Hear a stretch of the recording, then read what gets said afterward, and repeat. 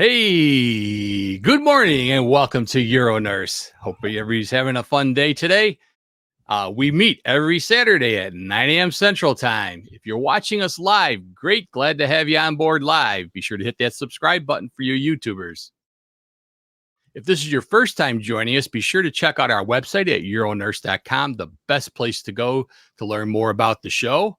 Also, best place to go to watch all of our past episodes. And boy, we got a bunch of them, 102 episodes.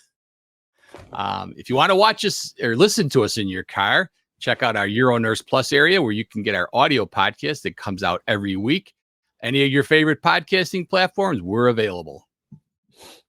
This week, we got a great show. Hey, we're going to be talking about money and how to preserve your wealth, especially for people that are in the healthcare industry. So we want to get to that one right now. And I'm going to bring in our experts right now. And experts, welcome to the show. Great show. So I'll start out with my own little thing. I'm Vic Sinise, and I am the host and producer of the show. Been involved in urology for the past 40 years and love paying it back. And here's a little thing I've got in a recent comment I wanted to share with everybody. This came in. Hey, hi, Vic. I'm informing you that via EuroNurse, I learned of the Lumia prostate biopsy system and presented it to our leadership. We will be adapting Lumia in our clinic starting on Monday. Way to go. Adopting a new product is a big deal, given that I work for the VA and it takes work to get things approved. I want to express my sincere gratitude for your support and guidance. And I love getting things like that back just to show us that we're making a difference and helping people out, because I thought that was a great episode too. All right, Lori, I'm going to let you go ahead and give your introduction. Good morning, everyone. My name is Lori Atkinson. I'm a certified urology registered nurse. I have been in urology for, I'm aging myself, for 26 years now. And I currently work for a large urology practice in Geneva and Winfield, Illinois. And it's true, Vic, because I use these for training staff all the time. It's great information. Yeah, great. John, welcome to the show. Give us your intro. Good morning, everyone. I am passionate about helping urology practices succeed so they can reach maximum clinical and financial efficiency. And to that end, I created the Thriving Urology Practice Facebook group, where we crowdsource practice management solutions for everyone's benefit, and it is all for free. I frequently speak on the topics of coding, billing, revenue cycle management, marketing, and how to run your practices more efficiently in the era of declining reimbursement and rising overhead costs. I will be speaking at the Louisiana Urologic Society meeting in August and the South Central Section AUA meeting in October and the Urology Advanced Coding and Reimbursement Seminar in December, so I hope to catch you all there. I am John Lynn, a private practice urologist in Gilbert, Arizona, and I look forward to our discussion today about perhaps the most important topic in urology, and that is finances, because your patient's success depends on your success. And your number one job is really to run a profitable business so you will have the ability to serve your patients. And to that end, I will leave everyone three things. I grew up with not much when I immigrated to the States. So the three things that I learned about finances are, number one, it is never too late to start. The best day to start is today, not yesterday, not we wish you started yesterday, and not you should analyze a little bit more and then start tomorrow. The best day to start is today. And number two, educate yourself. There's so much information out there that you can glean for free, and you don't have to spend a lot of money to get that information. That said, I do recommend reading books about finances. And lastly, watch out for fees. Watch out for fees. Back to you, Vic. All right. Well, with that, we're going to bring our expert in, Bill Decker, who's going to be telling us how we can all invest our money and try to secure a good retirement for us. So, Bill, go ahead and give your introduction, then we'll bring your slides up. Great, thanks. Hi, my name is Bill Decker. I'm an independent advisor. I founded a company called Navigating the Retirement Red Zone, which specializes in helping people do retirement planning, making the transition from working and using your assets to create your lifestyle. And I think John, John, all three topics that John talked about were right on the money. So I don't want to double what he said, but he really, I think I'll maybe even borrow you next time I need to do a presentation and just Please hit do. record. Yeah. You could be the voice for that. So that was really good. So thanks. All right, let's get your show on the line here. There you go. Take it away. All right.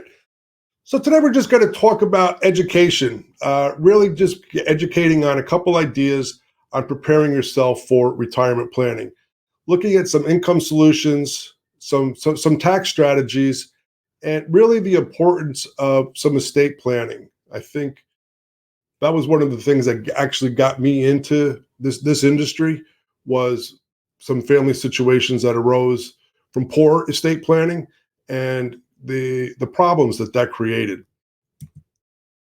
So just a little bit about myself. I kind of already introduced myself, but when we think about money and why we save money, at the end of the day, we can always make more money, but we cannot get more time. And at the end of the day, when we think about retirement planning, that gives us the money that we save, gives us the amount of time that we're going to have, because we're no longer having to exchange our time for money.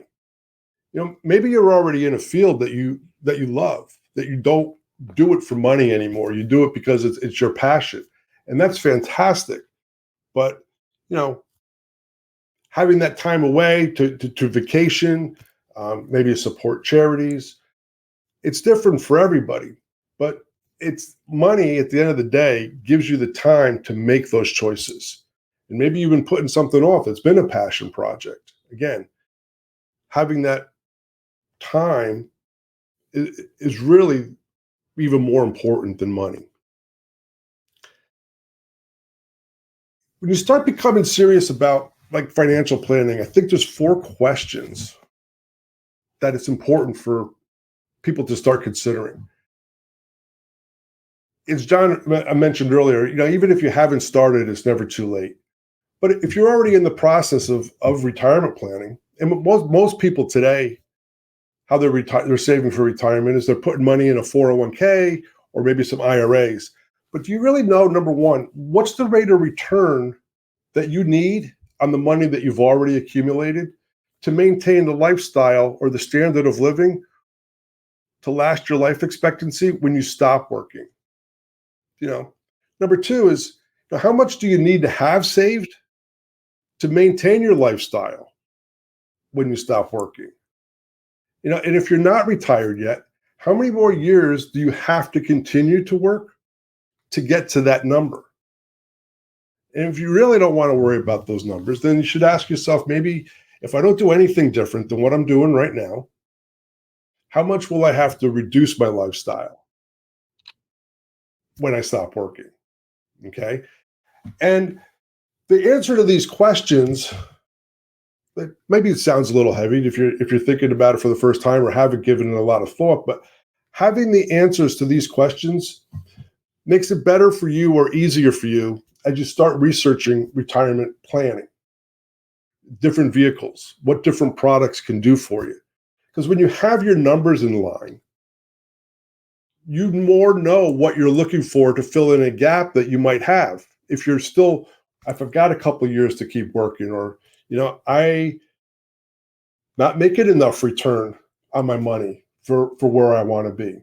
So when you have those numbers in place and have them fixed, it makes it a lot easier to start doing the research and finding ideas and solutions that are going to help you get to that point that you want to be at.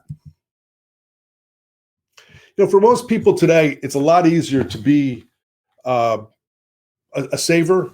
I talked about earlier, most people use the 401k or IRAs to save for retirement. And they might have a money manager and they might be doing it themselves. It's not that hard today to do it for themselves. Where the challenge comes in for a lot of people is when we get to the top of the mountain, now we come into retirement. Now we need to start living off of the savings. And just some of the questions that come into, to play is, should I use annuities or not for income? And there's really no blanket answer for that. They can be great vehicles, certain types of annuities, to help create lifetime income for you and your spouse. One of the other questions is my longevity. How long do I plan on, what's my life expectancy? Where does that go in? If I don't want to use annuities, I need to come up with a different withdrawal strategy, and how much is that going to be every year that I'm going to take off of that savings? And then there's other ways of looking at protecting that from market volatility, because if you start withdrawing from the accounts that we've traditionally used, most of them are tied to the market. Most people have used the stock market or bonds to use their savings, if it's IRA money or 401ks. How do we go about protecting that so when we start taking those withdrawals, if we do have a downturn in the market, it's not as catastrophic as it could be? How do we do protecting that? We have to start thinking about claiming Social Security. What's the right age? Again, it's not everybody's situation is a little bit different. Do I want to keep working? Do I want to maybe start a new career, my passion project? Do I have long-term care costs? Am I going to have parents to take care of? Maybe siblings. I've got other expenses, family expenses that I know are going to be coming up. Everyone's situation is a little bit different. And that's where it gets harder in finding people doing the research. I think John hit it on, the head on the other when he was making his introduction, how important it is to research for what your needs are. I'm a big proponent of using the bucket strategies when we're thinking about this. Most of us have always been very familiar with the yellow bucket because it's been long-term planning. Some people, we talked to have been started at 20. Some people didn't start till 30 or 40, but it's been long-term planning. When we talk about long-term, we kind of think about 10 years or longer in terms of what long-term planning looks like. And that's where most of us come from. We haven't considered what the purple bucket looks like, our current spending, and what our short-term reserves are. And why I like going through the bucket analogy here. So when you're thinking about it, okay, I have X amount of expenses that I need to take care of. And usually I like to look at 5-year windows. For the next 5 years, this is what I need to live on. This is what I need to withdraw. That should be as safe as possible. That should be in non-market affiliated type accounts, very safe, fixed kind of interest rates. The next bucket, that green bucket, typically like a 5 to 10 year window, okay? Where say I don't need it immediately, maybe I could take a little bit more risk, with that, looking for higher gains. But I don't want to I'm not really willing to put it the same as a 10-year recovery window because I have longer periods of time to work with those ups and downs. And that's kind of the bucket strategy of taking ideas on how to prioritize how my portfolio should be made up. It's not just one size fits all when you really get into retirement years. For most people, outside of real estate, okay, which is completely a little bit different topic, there's the four options that people are most familiar with. Number one is using annuities for income. The second thing is using bonds. Okay, bonds can be great.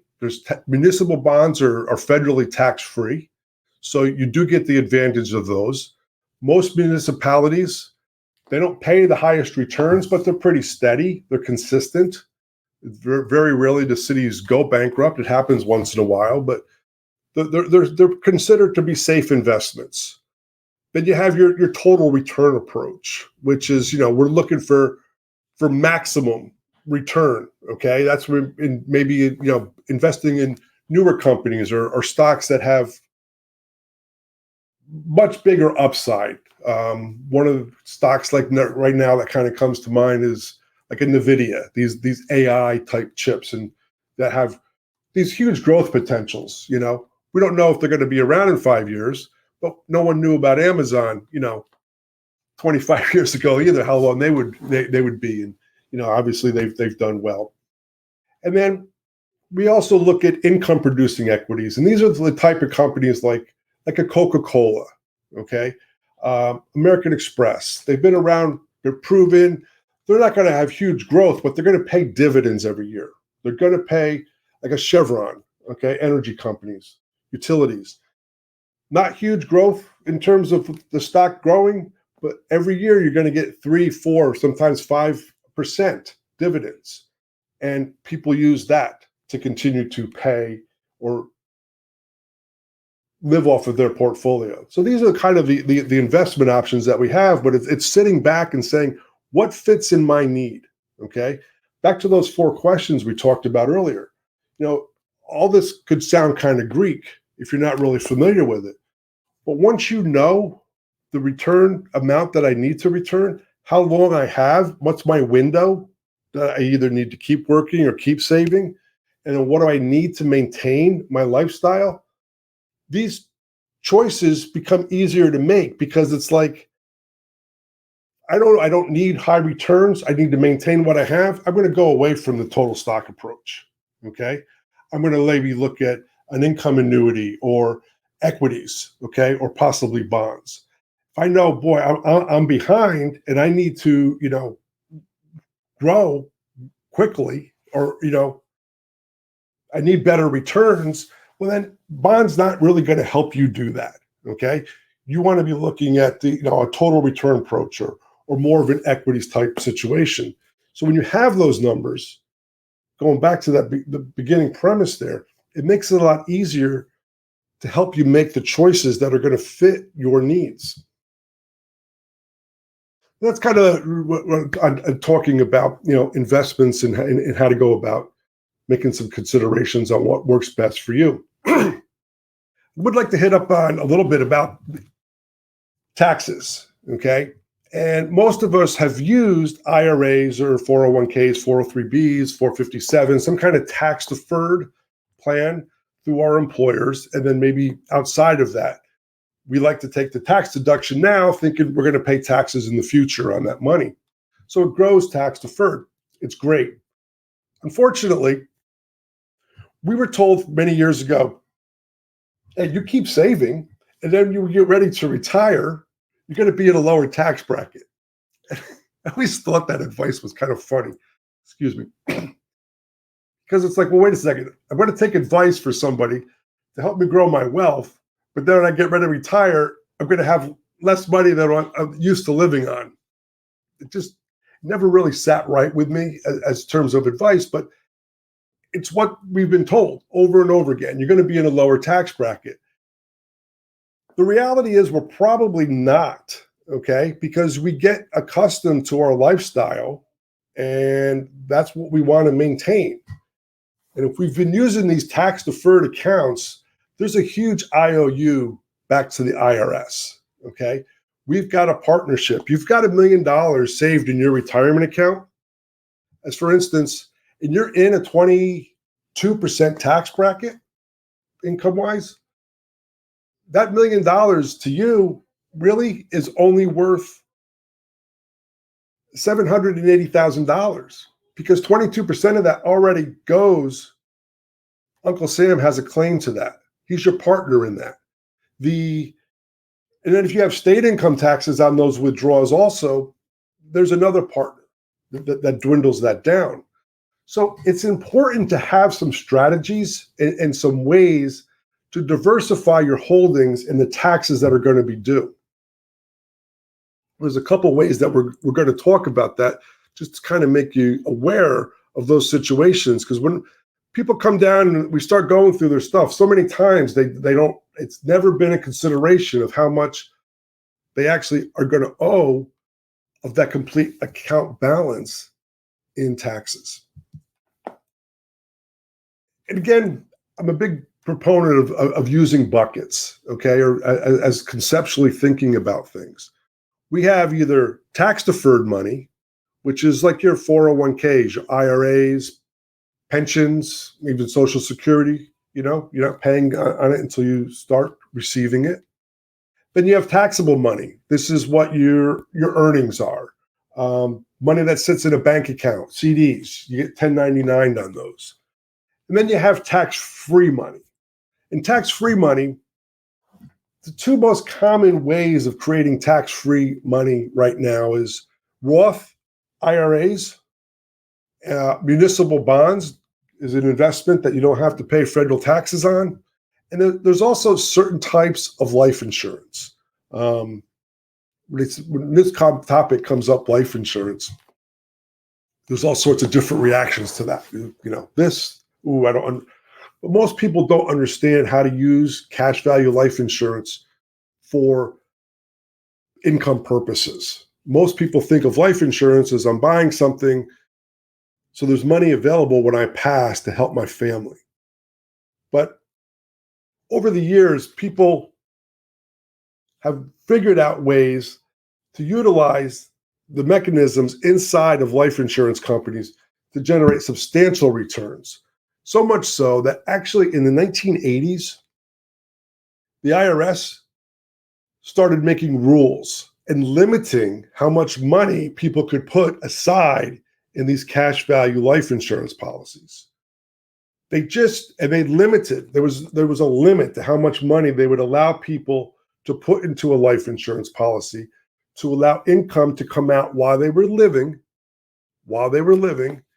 to live off of that and not have to pay taxes on the gains as it sat in there.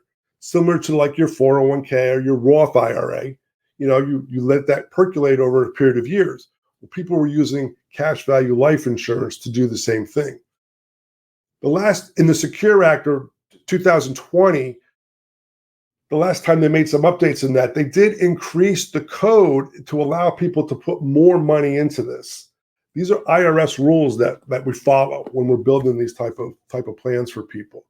They're not for everybody, but it's something to consider if you're looking for other ways to diversify your taxes and not have to pay on the withdrawals in the future. Just conceptually think about this if the idea is still a little bit new. I know no one is going to go to Starbucks, okay, and buy a coffee with their retirement account. But conceptually thinking about it, we're going to spend $5 on a coffee, and if I pay for that out of a retirement account, it's going to cost me $6.10 at the 22% tax bracket.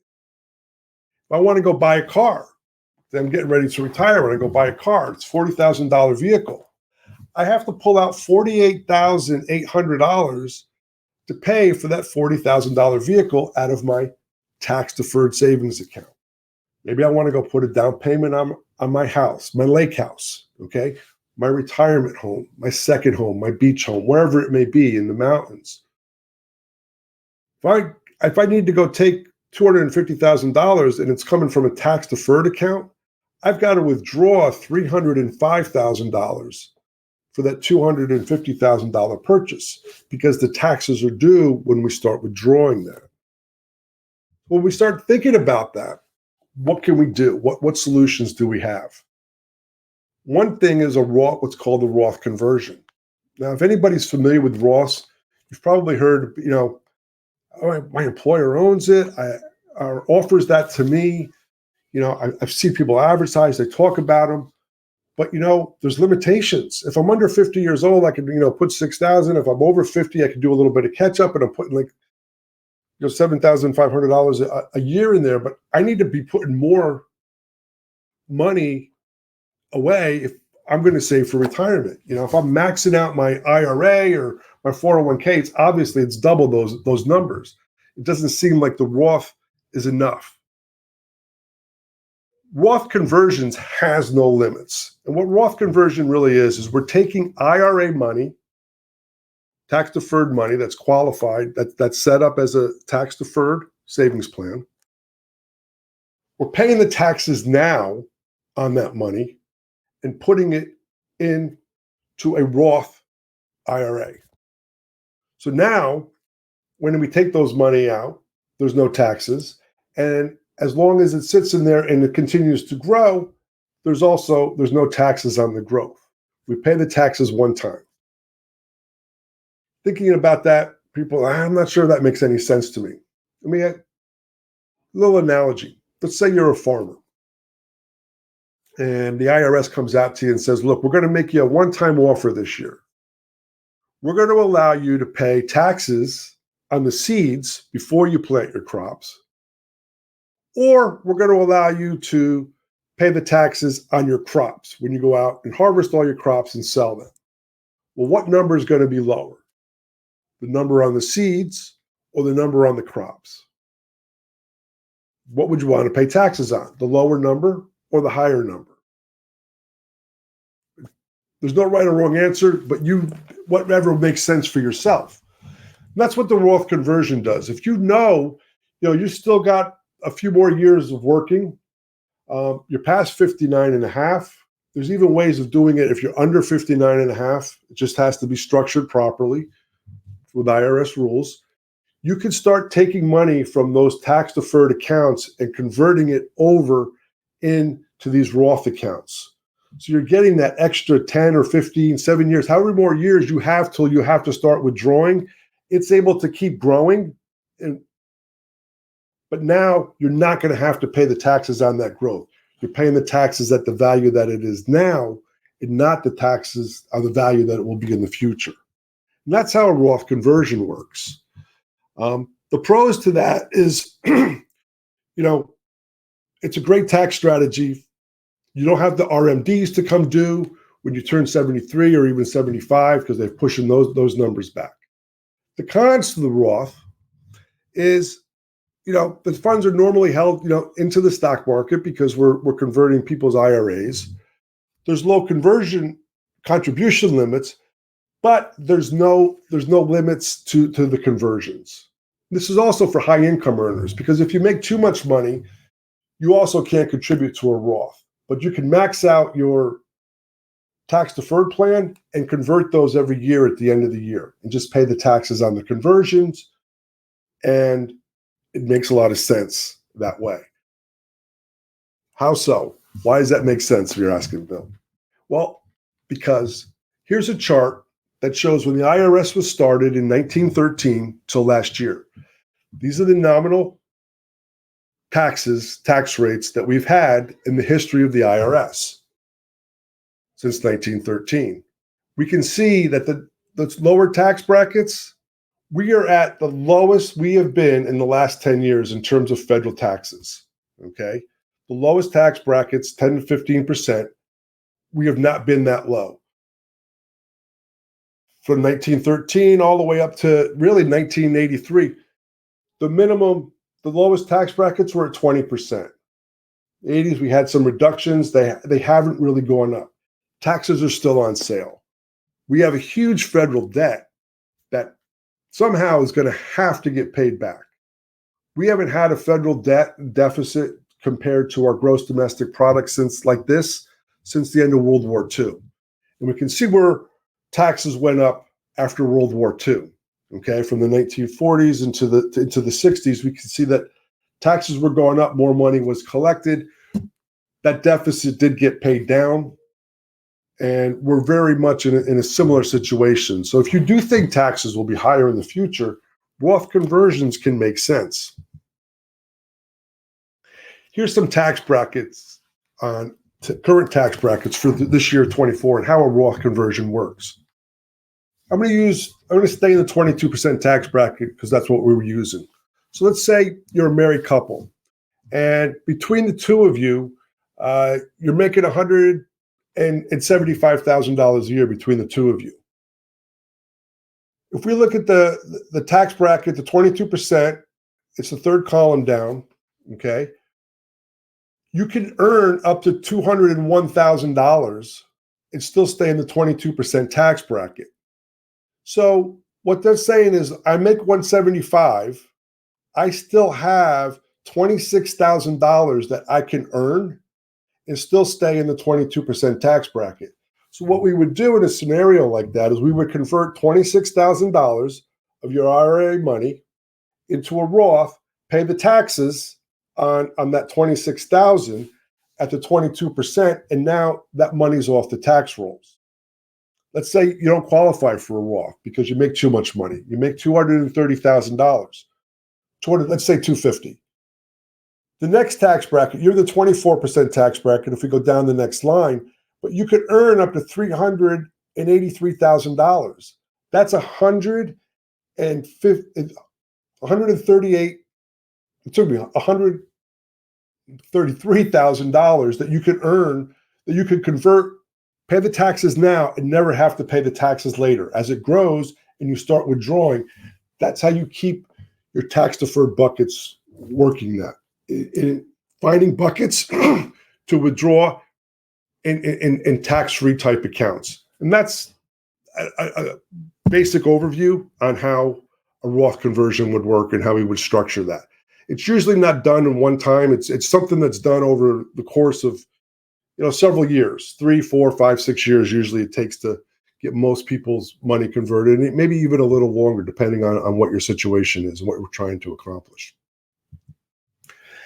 Again, once you do the Roth conversion, we're still back to the same investment options. Okay, you could put it in real estate, you could do annuities, you could do your bond portfolio, your stock approach.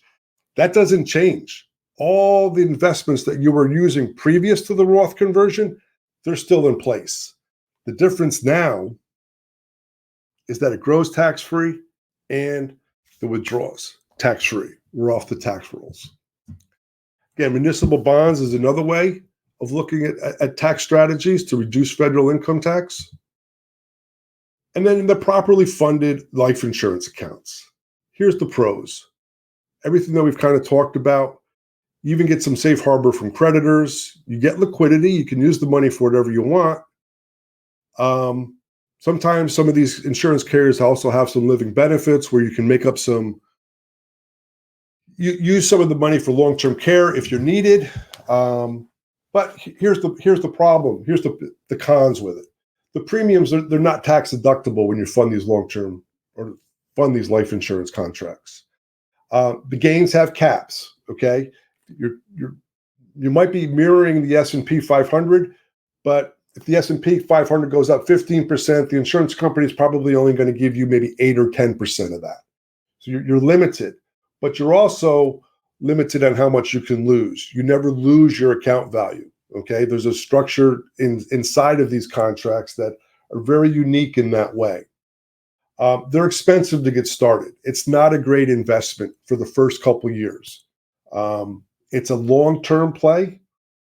It takes, because you're buying an insurance contract, we're buying the minimum death benefit possible when we're doing that, using these type of contracts, but you are not looking for the largest death benefit. You're looking for the smallest death benefit the IRS allows to max fund it. But you do have to pay for that insurance. For the first couple of years, you don't see the returns. After year 5, it becomes great.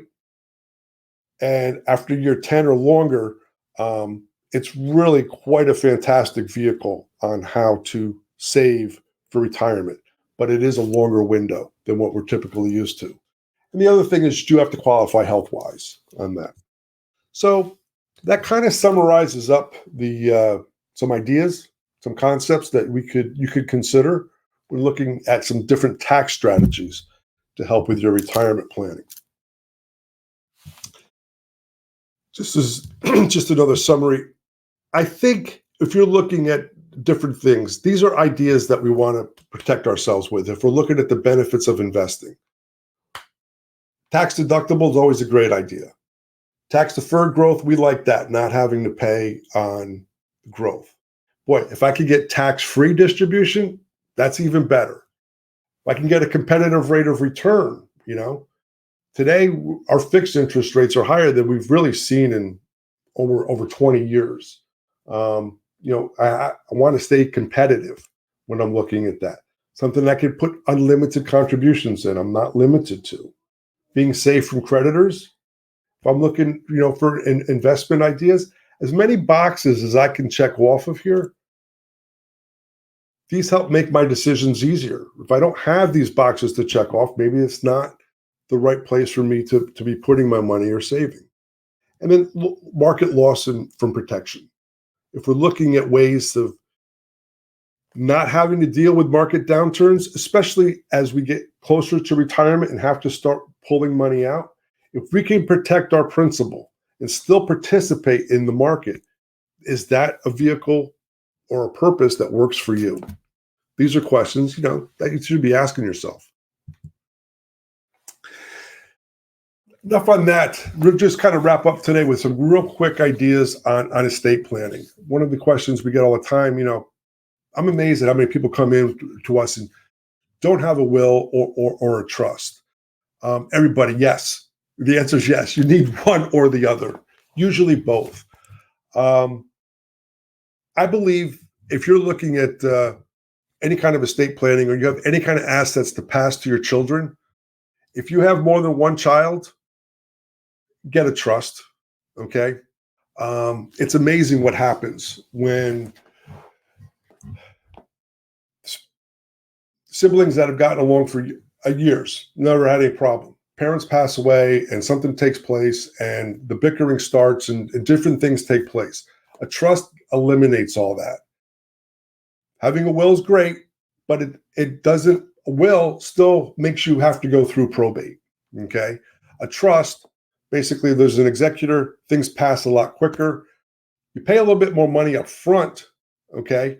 But it saves you money on the back end because so much time, if there's ever a conflict with somebody and they start contesting the will and it has to go through probate, that eats up, usually costs more than what it would have cost to just pay for the trust up front. Probate can be a real hassle. The will has to be authenticated. Then the assets have to be appraised. Settlement and payments of outstanding debts, filing and paying final tax returns. This is how I got started in this business, was this exact situation. My grandfather passed away. Short story, taxes had to get paid before the probate could be settled. He didn't have a trust. He only had a will. My mom was a single mom, school teacher. She had to go borrow money to pay the taxes before they could settle probate. The bank that held my grandfather's money would not give my mom a loan. She had to go for another loan, pay a higher interest rate on money that was going to be available to her as soon as the probate settled, but they wouldn't settle it until the taxes were paid. A trust would have taken care of all that. It just really made that whole process a lot easier. Again, anything that you can do to help minimize probate, life insurance is fantastic for that. Qualified accounts, your 401k, make sure your beneficiaries are in line, okay? That they're, sometimes people get divorced, old spouses, someone may have passed, that would hold up the distribution of that. Make sure that your beneficiaries are updated. Annuities also allow money to pass. Obviously, trust, what we just talked about, and joint accounts make it a lot easier to bypass probate. Kind of the advantages and disadvantages of a will. You do get to direct your assets. It's simple and affordable, and it applies guidance to the court and the family. But again, you're still dealing with the courts. The disadvantages, they're not legally binding. People can contest them all the time. And it's not always, you lose control of what some of your intentions are if something was really important for you or someone to have. You wanted someone to have something. Wills don't always guarantee that works out. A trust will make that more, chances are more in your favor that it'll work out that way. The other advantages are the real things is important in the trust is your power of attorney. That should be taken care of, okay? In case something happens to you, who's going to handle your finances and make those decisions? And the other one, you're in the health field here, so you understand the healthcare power of attorney. Who's going to make those hard choices, okay? Do not resuscitate. What kind of care do you want? If you're not able to make those decisions, having those documents in place are really important. So, and I think I'm going to pretty much wrap up what we were kind of talking about today. I know we're coming up late here on the hour. I appreciate you. Thanks for letting me be here, Vic, and talking with everybody today.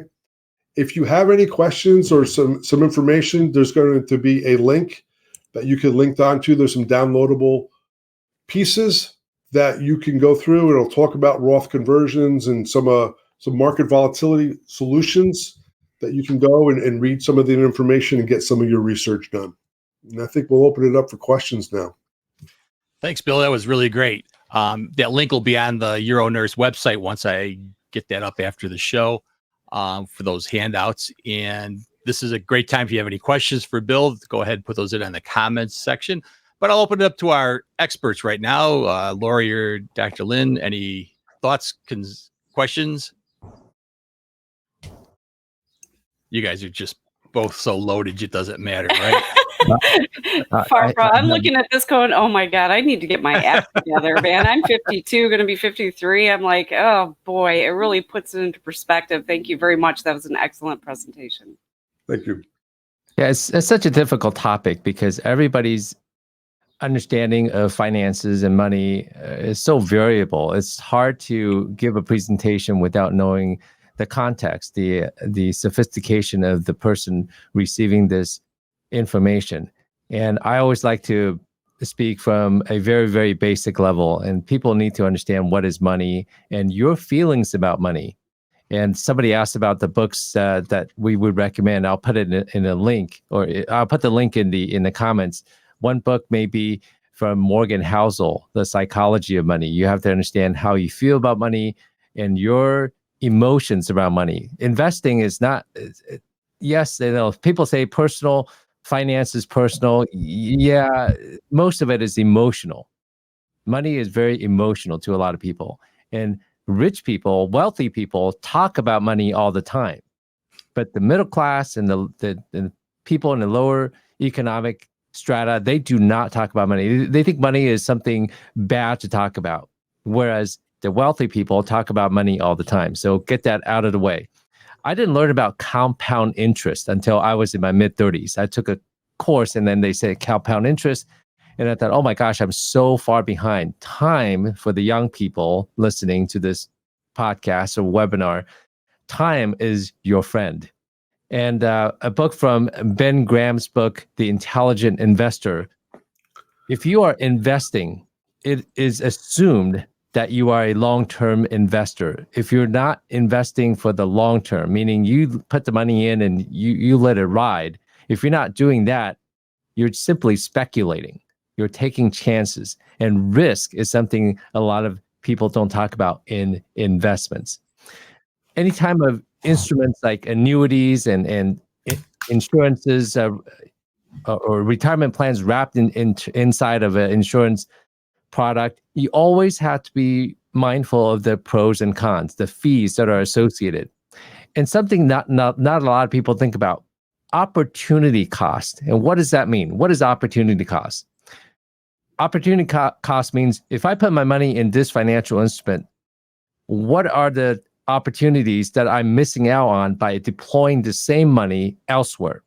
What are the costs involved? What is the potential return? What are the risks that I would take between A and B? So those are some of the things that you want to think about. And again, I'll put the link to a couple of the books in the comment section. You know, you talk about books. I read one book on investment early on in my career, and I can't think of who the author was, but his whole advice was the way was successful is he invested in things that he liked. He said his wife came home and she had this egg-shaped thing that had pantyhose in it called legs. And he said, that is so neat. She said, yeah, I love it. This is great. So he went and bought a bunch of stock in that company. So I've been kind of a computer nut my whole life. And after I had bought my first Apple, I'm like, I really like this device, and decided I would buy a lot of Apple stock. And I can't complain about that investment. So I think that was my big, I wish I remember the name of the book. I would put it out there, but it was invest in things that you really like. Do we have any comments, Lori, from the crew here? Yes, we do. So I think you pronounce it Nyasha. Wonderful presentation. And she talked about maybe giving 3 to 5 financial books that you'd recommend. We add to the library that will help us expand the knowledge on all the topics you've covered today. Do you have any books that you can throw out there that? I do. On this topic, when it comes to retirement planning, there's an author by the name of, his name is Wade Pfau. Okay. I don't know if you see this. I'll send the information over here. His last name is spelled Pfau, Pfau, and Wade is his first name, Wade.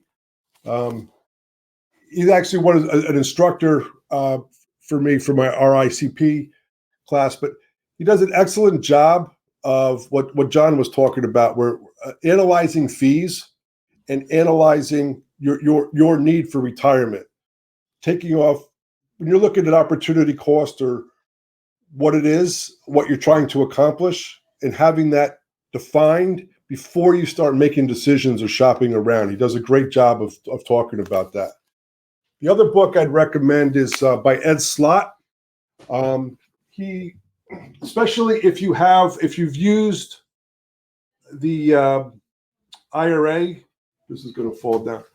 But Ed Slott, if you've used IRAs to save for retirement or 401ks, the tax strategies that he runs through here, he's a CPA, excellent job of walking you through, making it very simple to understand different tax strategies to help eliminate some of the taxes and get as much of your savings off the tax rolls before RMDs come in. Excellent information on here. Thank you. I have a question on the 1 second. On the IRA. So if you have an IRA, a Roth IRA, you don't pay any taxes on the interest you earn after that too? Correct. Once it's in a Roth, once it's in there, the biggest a brand new Roth has to be in place for 5 years. Okay.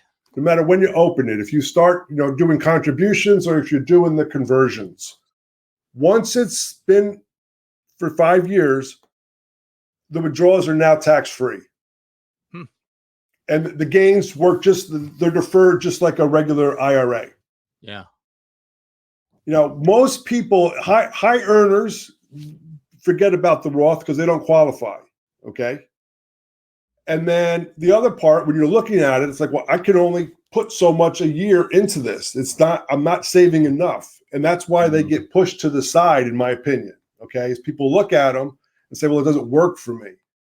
There's not enough information, in my opinion, about converting because there's no limitations. There's no income limitations. There's no amount. You can convert as much as you want. It just makes sense to not pay more than you need to. I would never convert somebody, all at one time. Okay. It's your tax bracket is going to determine what's the right amount to convert year by year. For the high income earners, just keep in mind that there is a way to contribute to Roth, and that's called backdoor Roth. So don't think that you're exempt. No, same thing. Exactly. You're converting every year, right? That's what you're talking about? Yes. That's exactly the backdoor Roth. Yep. All right. Again, Tabo has a question. If one has a trust, do they need to register it with the court, or is having it notarized enough? Usually you got to set it through, you go through an attorney, or you can actually go through one of the legal documents, and then having that registered and notarized is what you need. But you want to make sure you name an executor and that they know about it. So we've got some comments. We have friends said, thank you, great information. Tavo, it's a difficult topic because it's something we don't learn in school. Thank you, Bill, for the presentation. Very eye-opening. Excellent. Great. Glad you enjoyed it.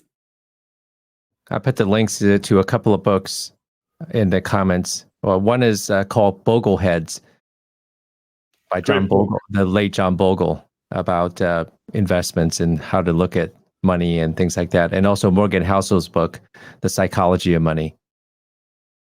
Yeah, I like John Bogle's book. He had some great books. He was a treasure. Bill and I were talking earlier about that. That we don't really take much in the way of money management courses, through college. When you're studying to be a doctor, to be a nurse, your field is locked in. And as I mentioned, these jobs are generally not just 40-hour-a-week jobs either. So we don't have time to kind of watch how do you invest your money. It's I think important to have somebody that's helping you out on that. One of the things that I started out too late, in my opinion, too late in doing is paying myself first, meaning, and also automating that process. Meaning I'm taking money out of the checking account every single month to invest. And I personally, don't do what I do, because your situation may be different. Mhm. I automatically put money in an index fund, meaning I'm not buying an individual stock, because that's very risky. Mutual If Apple fund, were right? to go down, you just lost all your money. Whereas when I put money in an index fund, I'm investing in 500 different companies. If one of those 5 companies fails, I haven't lost significant, if any, amount of money, because the amount invested in each company is different. And that index fund has a low expense ratio, often less than 0.2%. It's really, really low. The bottom line is it's really, really low. So you're using the key is using money to make money, because you only have a limited amount of time. Trading time for money is not as efficient as using money to make money. That's something nobody else taught us. And also, please learn about compound interest. Please learn about compound interest. I didn't learn about that until I was in my mid 30s, and I was blown away. And I thought, oh my gosh, I'm so late to the game. But it's never too late. You just have to put more away when you're older in time to make up.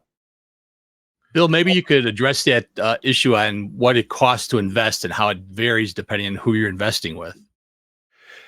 It's a great point that you're bringing up on there. So indexing funds, fantastic way to kind of put money aside and set, like John was talking about.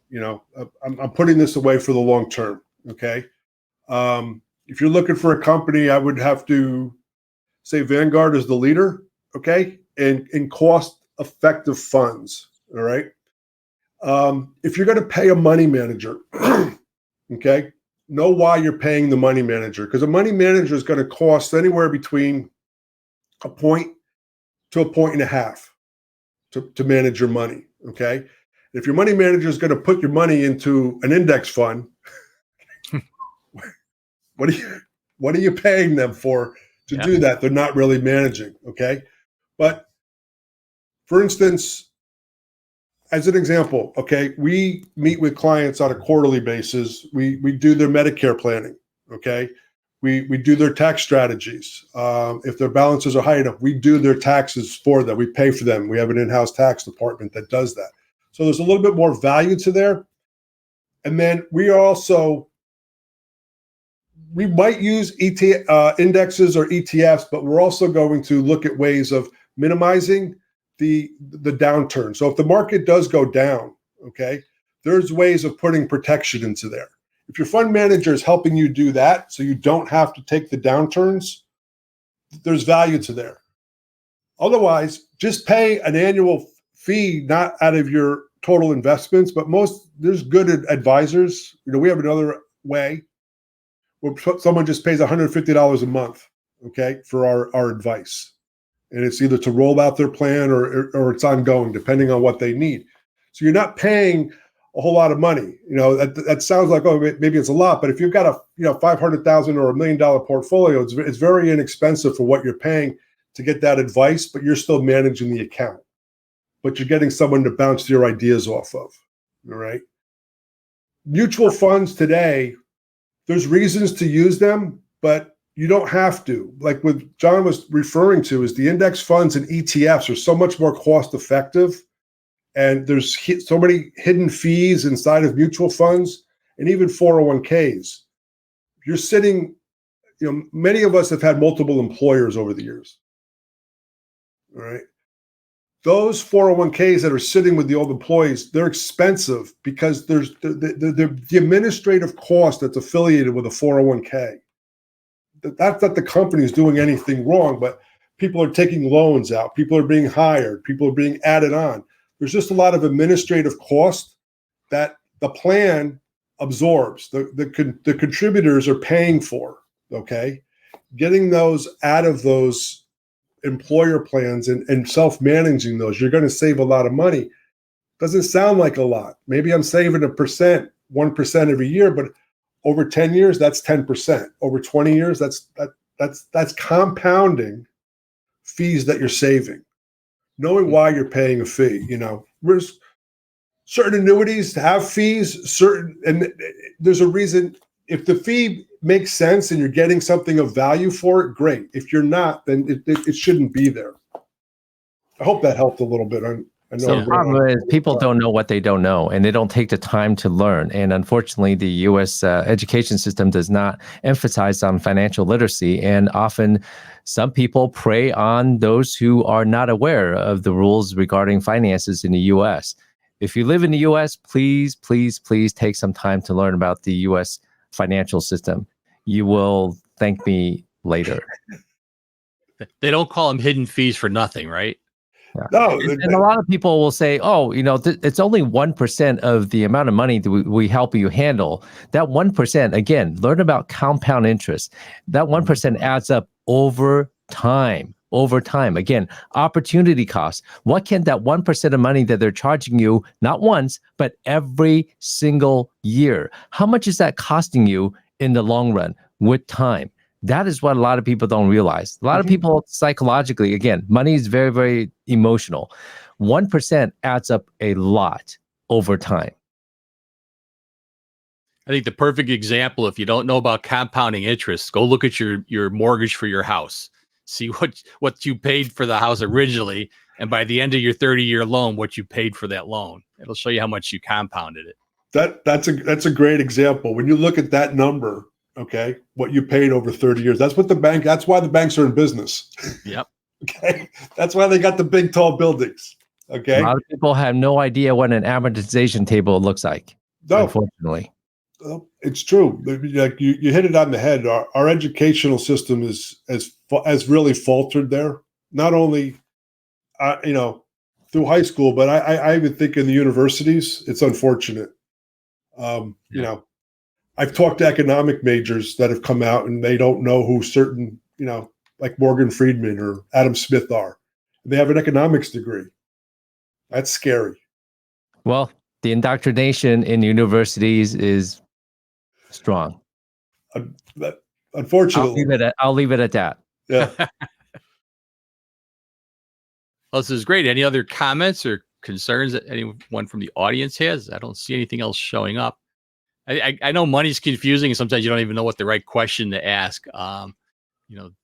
Just know that there are people out there similar to Bill that can help you out with this, because in the healthcare industry, we do tend to work hard, earn a lot of money, and if you don't properly invest it, someday when you really need it, you're gonna wish you had.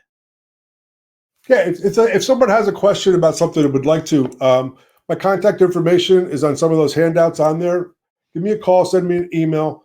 There's no charge for a consultation and just to ask questions. And keep in mind, there are no stupid questions. Yeah. Okay. So there's no need to feel, oh, I don't know about this. Well, if you don't ask somebody, you're still not going to know. Yep. All right. But so there are no stupid questions to ask. And again, there's no charge for, a complimentary, hour of time to run through and ask questions. Oh, that's a great offer. All right. Well, with that, I'm going to wrap up the show. I think this was really fascinating to take a dive into the financial world and kind of get a little bit more information that'll be helpful. Next week, we're going to do something a little different. I couldn't help myself but to give another talk on AI, because it has changed so much. So we're going to have a talk on something. This episode features Vic Sinise, RN, who will share insights on the practical applications and benefits of AI in healthcare education. He discusses real-world scenarios where AI has significantly improved the preparation of presentations. Additionally, this episode provides a step-by-step guide on using these AI tools, making it accessible for viewers to implement in their own practices. The potential of AI in medical presentations marks a significant step forward in healthcare education. Join euronurse.com next week to learn more. I'm just going to say, if you've ever built a PowerPoint presentation before, you are going to love this episode because it's going to blow you away. That's all I'm going to tell you. Join me next week. And for those of you that are patients that are watching the show, besides learning about money, you want to learn more from the patient side, check out our podcast, the Europatient podcast at europatient.com, which is going to be following this show at 10:30. Otherwise, everybody have a great time and a great rest of your day. It's a beautiful day out here by me. Hope you're enjoying your summer. We'll see everybody next week on EuroNurse. Thank you. Bye.